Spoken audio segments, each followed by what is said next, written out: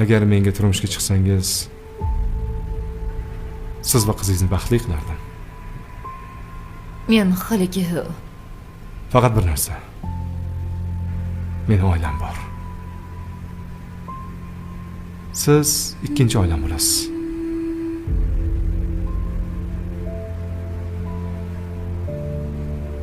men bunga rozi bo'lmayman. Shoshmang.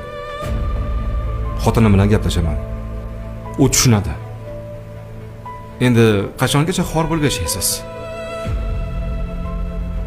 Men bunday qila olmayman. Shoshmang. Nega bunday qilyapsiz? Bilsam bo'ladimi?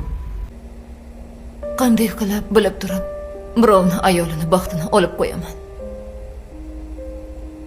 To'g'ri qilibsan. U yerda endi qanday qilib ishlayman bilmayman. Ishdan ketmoqchimisan? Ketsam yana ishsiz qolaman. Ketmasam Murod aka yana o'sha taklif bilan chiqsa, men boshqa chida olmayman. Ikki o'tni orasida qolaman. Qizing endi yaxshi o'qiy boshladi. Uni o'qishini nima bo'lsa ham to'xtatish kerak emas.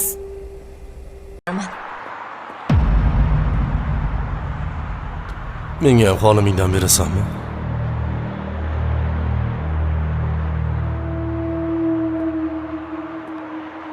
Nega keldingiz?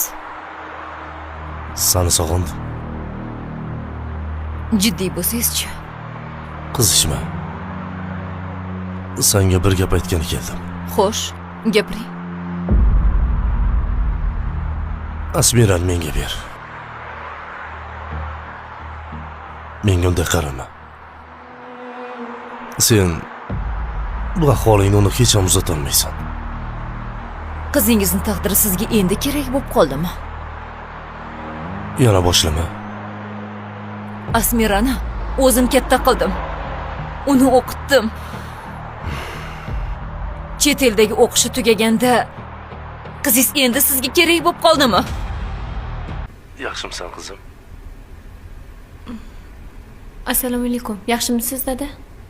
Qachon qaytasan? Sog'indik seni.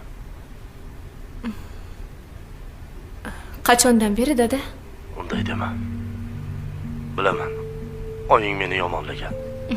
Oyimni ayblamang. Shuncha vaqt o'tdi, lekin biror marta sizni ayblamadilar. Yolg'iz boshi bilan meni shunday joylarda o'qitdilar. Agar sizga pul kerak bo'lsa ayting, beraman. Faqat bizni ayirmoqchi bo'lmang. Qizim, bilasan. Sen uni o'qitgan degandim-ku. Mana natijasi. Yig'lamang, oyi. Bu sizning eng katta orzungiz edi. Rahmat qizim. Endi bizning ham boshpanamiz bor. Hali ham ko'zlarimga ishonmayapman. Ha, Sabohat xolamga ham sovg'am bor. Ha, Sabohat xolamga ham sovg'am bor. Yo'q. Mana bu sizga. Voy. Voy. Voy qizim. Nima qilarding ovora bo'lib? 2 marta borib kelgan edim. Buni buvim bilan sizga oldim. Birgalikda borib kelarsizlar. Siz bo'lmasangiz, men bu darajaga erisha olmasdim.